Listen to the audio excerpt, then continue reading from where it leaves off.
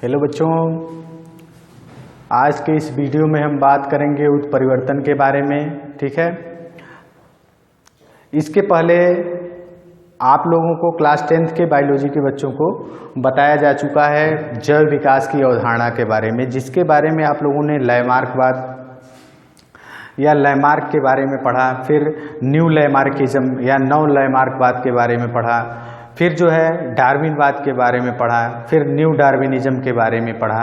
ठीक है, तो उसके बाद इन दोनों वैज्ञानिकों की आलोचनाओं के बारे में पढ़ा।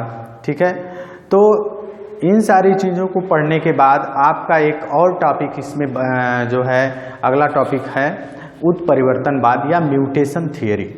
ठीक है, म्यूटेशन थियरी को देने वाले जो वैज्ञानिक थे उनका नाम था ह्यूगो डी ब्रीज। ठीक है, जिन्होंने 1901 ईस्वी में जो है म्यूटेशन थियरी को दिया, अपने उत्परिवर्तन सिद्धांत को दिया। ठीक है, और इन्होंने देश की राजधानी एक थी जिसका नाम था, राजधानी का एम्स्टर्डम नाम था, वहाँ एक जगह थी बाहर आलू के खेत में। ठीक है, एक पौधा था जिसका नाम था संध्या प्रिमरोज।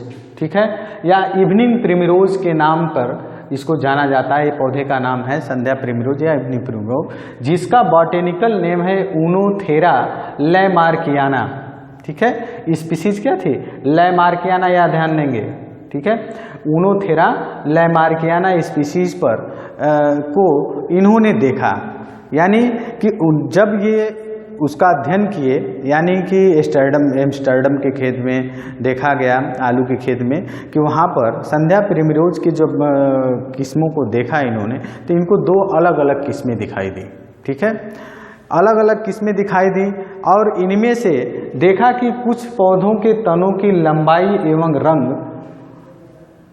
फिर देखा कि पुष्पों की आकृति एवं रंग, फिर देखा पत्तियों की आकृति में मूल पत्तियों की आकृति, इन सारी चीज़ों को देखा।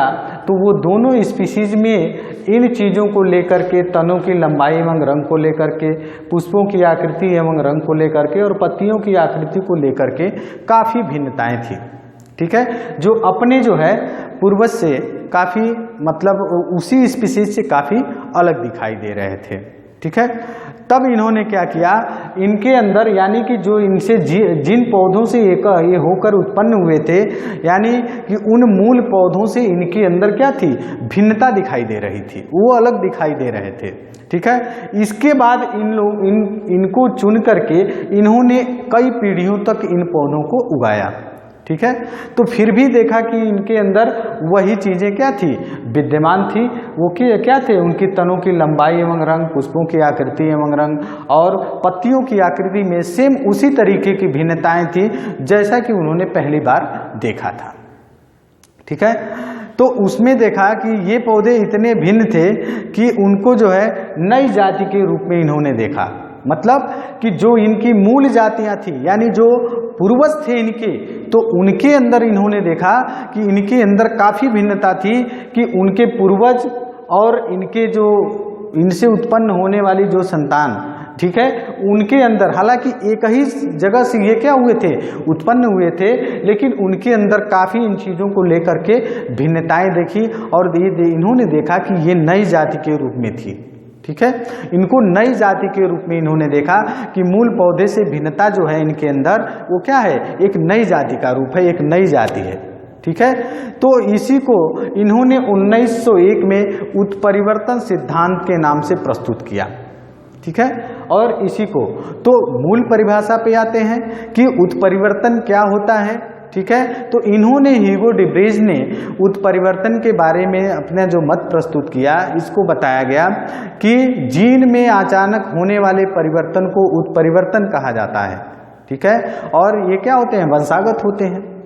ठीक है, ये उत्परिवर्तन क्या है कि sudden change in genetic material is called the mutation, यानी कि जीनों में होने वाले अचानक परिवर्तन को उत्परिवर्तन कहा जाता है।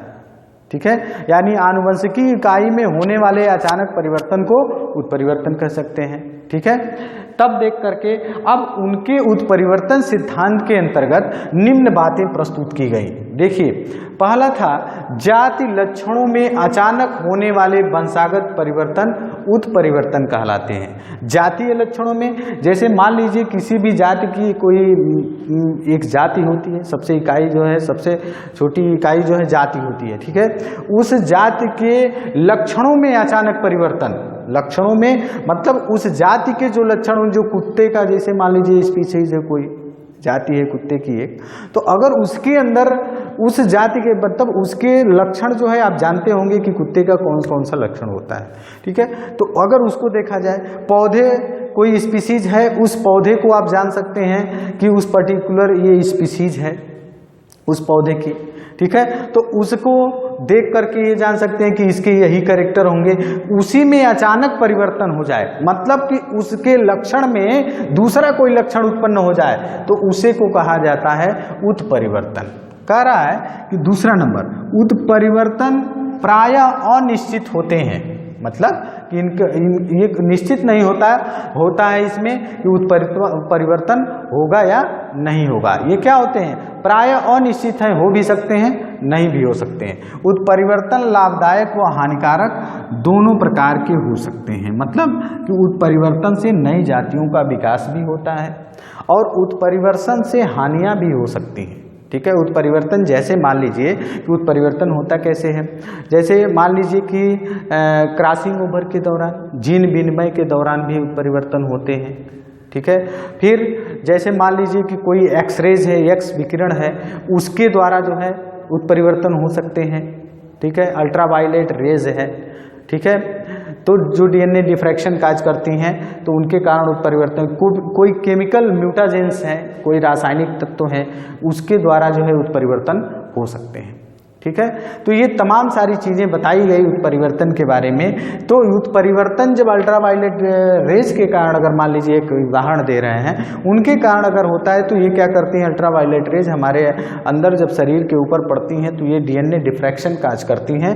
तो जिस तरीके से डीएनए जो है एक स्पेशल प्रोटीन का निर्माण करता है, वो जो है उस तरीके की प्रोटीन का निर्माण नहीं करने पाता और हमारे शरीर के अंदर कैंसर उत्पन्न हो जाता है।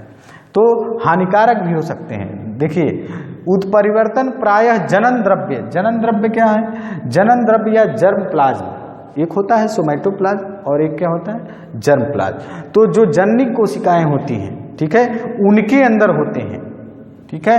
उत्परिवर्तन प्रायः कम समय में हो जाते हैं।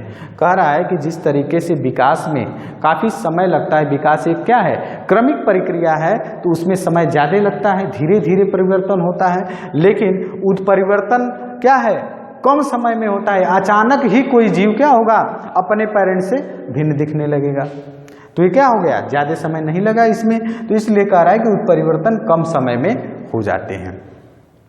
अब आगे देखेंगे कि उत्परिवर्तन की आधुनिक संकल्पना, ठीक है। उत्परिवर्तन की आधुनिक संकल्पना क्या थी? इसमें कुछ परिवर्तन किए गए और उसके अनुसार फिर जो है उत्परिवर्तन सिद्धांत को जो है नए तरीके से प्रस्तुत किया गया, जिसको कहते हैं मॉडर्न कॉन्सेप्ट ऑफ म्यूटेशन, ठीक है। उत्परिवर्तन जीन या गुणसूत्रों की रचना में होने वाले परिवर्तन है, ठीक है। उत्परिवर्तन जीन या गुणसूत्रों की रचना में होने वाले परिवर्तन है। इसका मतलब क्या हुआ कि जीन का मतलब कि जेनेटिक मटेरियल के अंदर होगा, जिसको जीन म्यूटेशन या पॉइंट म्यूटेशन कहते हैं, और गुणसूत्र के अंदर अगर होता है तो उसको क्रोमोसोमल म्यूटेशन कहा जाता है, ठीक है। ये दैहिक या जनन कोशिकाओं दोनों में हो सकते हैं।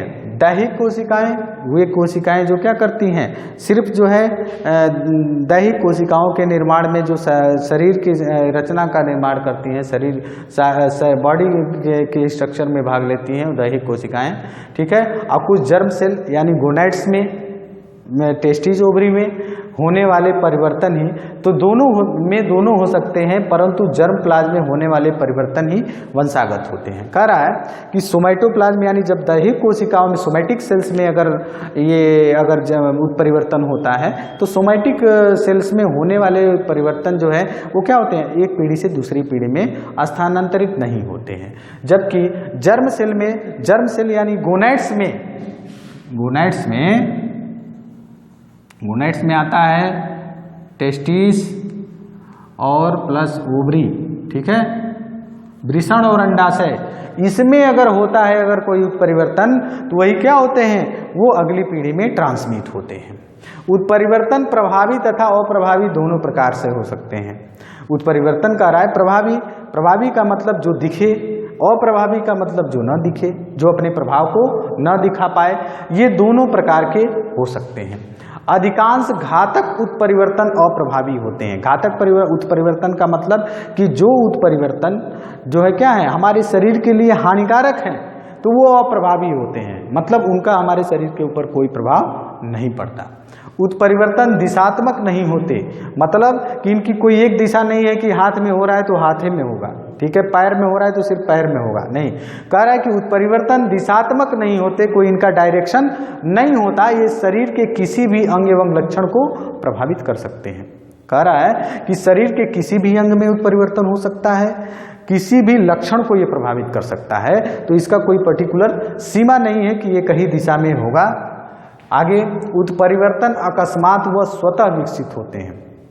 कह रहा है कि परिभाषा में भी ह्यूगो डी व्रीज साहब ने अपने परिभाषा में भी कहा कि उत्परिवर्तन क्या है, अकस्मात सडन चेंज है, अचानक परिवर्तन है, किसके अंदर, जीन के अंदर। और यह परिवर्तन कैसे होता है, स्वतः होता है, अपने आप होता है, ठीक है, स्वतः विकसित होता है, ठीक है। तो इस तरीके से यहाँ पर एक जो है ह्यूगो डी व्रीज के अंतर्गत जो है मॉडर्न जो है उत्परिवर्तन सिद्धांत के अंतर्गत जो उन्होंने बातें कही उसको बताई गई, फिर जो है उसमें परिवर्तन करके उत्परिवर्तन की आधुनिक संकल्पना को यहाँ पे प्रस्तुत किया गया, ठीक है। तो यहाँ पर ये सारी चीज़ों के बारे में बता दिया गया। अब जो है उत्परिवर्तन कितने प्रकार के होते हैं उसके बारे में हम पढ़ेंगे, ठीक है। तब तक के लिए आप इसका स्क्रीनशॉट ले लीजिए और उसके बाद जो है आपको उत्परिवर्तन के प्रकार के बारे में बताया जाएगा।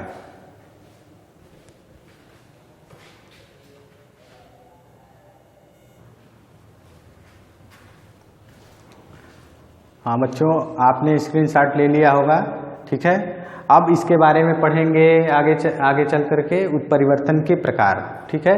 उत्परिवर्तन कितने प्रकार के होते हैं, तो उत्परिवर्तन यहाँ पर देखिए 2 प्रकार के होते हैं। पहला है जीन उत्परिवर्तन, जिसको अंग्रेजी में जीन म्यूटेशन या पॉइंट म्यूटेशन कहा जाता है, और दूसरा है गुणसूत्रीय उत्परिवर्तन या क्रोमोजोमल म्यूटेशन, ठीक है। अगर जीन म्यूटेशन का मतलब कि नाइट्रोजिनस बेसिस के अंदर होने वाले उत्परिवर्तन, आप जानते हैं कि डीएनए क्या है, एक डबल स्टैंडर्ड होता है, ठीक है, और जिसपे क्या है नाइट्रोजिनस बेस क्या होते हैं, आपस में जो है बांड की सहायता से जुड़े होते हैं, जिसमें आप डीएनए में देखेंगे एडेनिन थाइमिन के साथ, गुआनिन साइटोसिन के साथ, ठीक है, इस तरीके से जुड़ा होता है, ठीक है। तो यहाँ पे देखेंगे कि अगर इस नाइट्रोजिनस बेसिस के अंदर कोई परिवर्तन हो रहा है, ठीक है, तो उसको क्या कहेंगे, जीन म्यूटेशन या पॉइंट म्यूटेशन, या नाइट्रोजनी समाचारों के अंदर कोई परिवर्तन होता है तब उसे जीन म्यूटेशन कहते हैं। गुणसूत्रीय म्यूटेशन क्या होता है, गुणसूत्रों के अंदर, यानी गुणसूत्रों में जो क्रोमैटिड आर्म है, ठीक है, उनकी संख्या में कोई परिवर्तन हो जाए, या तो कोई उसमें से विलुप्त हो जाए, ठीक है, या कोई ऐड हो जाए, तो यानी कि किसी तरीके से उसके जो है कि सीक्वेंस में कोई परिवर्तन हो जाए, या कोई जो है नाइट्रोजिनस बेस उसके अंदर पूरा का पूरा ऐड हो जाए या कोई निकल जाए, तो इस तरीके के जो है उत्परिवर्तन को कहा जाता है गुणसूत्रीय उत्परिवर्तन। या क्रोमोसोम की संख्या में, गुणसूत्र की संख्या में कमी आ जाए, या गुणसूत्र की संख्या बढ़ जाए, या कोई उसमें आकर के एक जो है कि उनकी डबलिंग हो जाए, ठीक है। तो इस तरीके से अगर उस गुणसूत्र के में कोई परिवर्तन आता है तो उसको कहा जाता है गुणसूत्रीय परिवर्तन, ठीक है, उत्परिवर्तन। तो इस तरीके से हमने यहाँ पर बच्चों देखा कि उत्परिवर्तन भी 2 प्रकार के होते हैं, जीन म्यूटेशन या पॉइंट म्यूटेशन और क्रोमोसोमल म्यूटेशन। जीन म्यूटेशन यानी कि वह उत्परिवर्तन जो जीन के अंदर होता है उसको जीन म्यूटेशन कहा जाता है, और गुणसूत्रीय म्यूटेशन या क्रोमोसोमल म्यूटेशन उसे कहते हैं जो गुणसूत्रों के अंदर होने वाले उत्परिवर्तन को गुणसूत्रीय म्यूटेशन कहते हैं। ठीक है, तो आज जो है आज के इस टॉपिक में आप लोगों को उत्परिवर्तन के बारे में बता दिया गया है। ठीक है, आप इसका अच्छे से नोट्स बना के अपनी कॉपी पे लिख लेंगे और तैयार कर लेंगे, क्योंकि ये बहुत इंपॉर्टेंट टॉपिक है, बहुत पूछा जाता है एग्जाम में। ठीक है बच्चों, तो आज की वीडियो में बस इतना ही। धन्यवाद।